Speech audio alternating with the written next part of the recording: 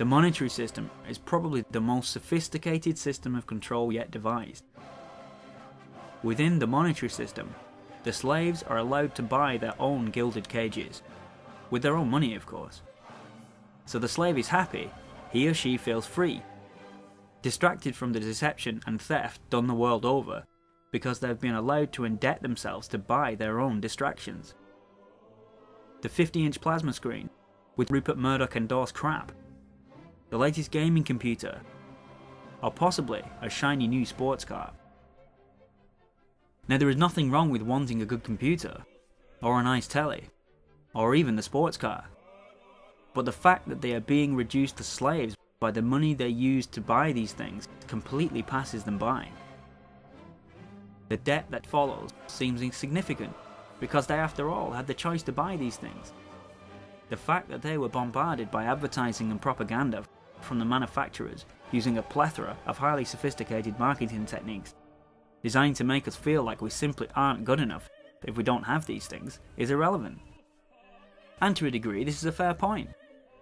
We the people do have a choice not to buy the mountains of crap produced every year.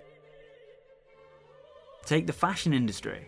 Never has there been a more obvious and a more stupid business model, but it works because it plays to one of our greatest vices, vanity, and relies on one of our greatest weaknesses, insecurity.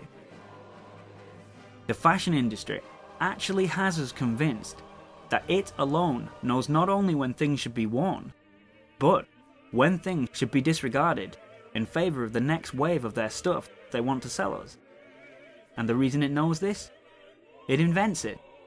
It simply decrees by fiat that it is so, and everyone else is complicit to this mandate, and goes out and wastes thousands upon thousands upon thousands of pounds on clothes they can only wear for a few weeks before they are out of fashion, and you have to go back and buy more. The fashion industry has women convinced that £3,000 is actually a fair price for a Gucci handbag, and men convinced that Calvin Klein underpants are worth £400. This is insane. These products by and large are no better than those of Asda or any cheap clothing outlet. Yet somehow we have convinced ourselves that this crap is actually going to say something about who we are and our status in life. Tell the legions of devout followers that their £1,500 they have just spent on designer jeans, for instance, could be better spent on installing solar panels on their roof to reduce their utility bills, and they will look at you like you're crazy.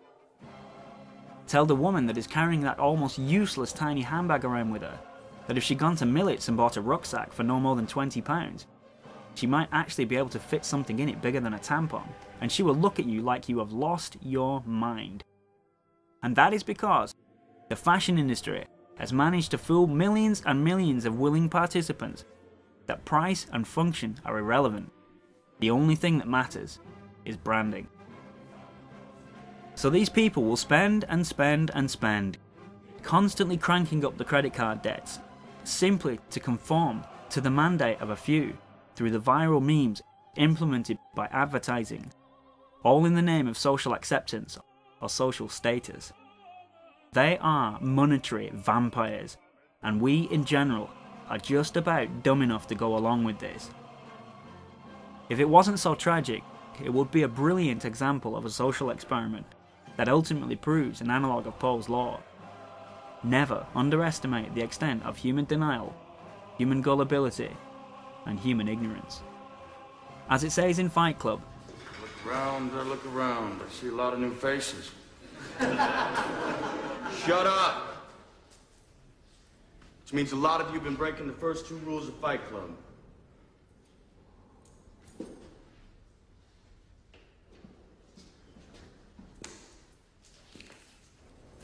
Man, I see in Fight Club the strongest and smartest men who've ever lived.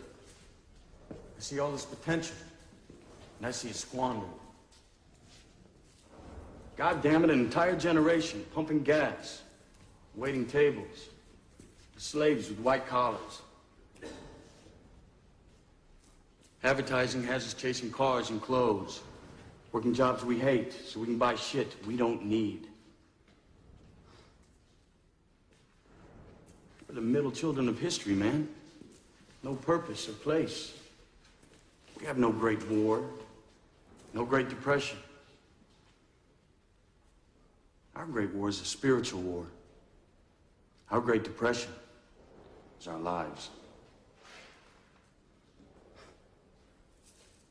We've all been raised on television to believe that one day we'd all be millionaires and movie gods and rock stars, but we won't. We're slowly learning that fact. And we're very, very pissed off. Yeah.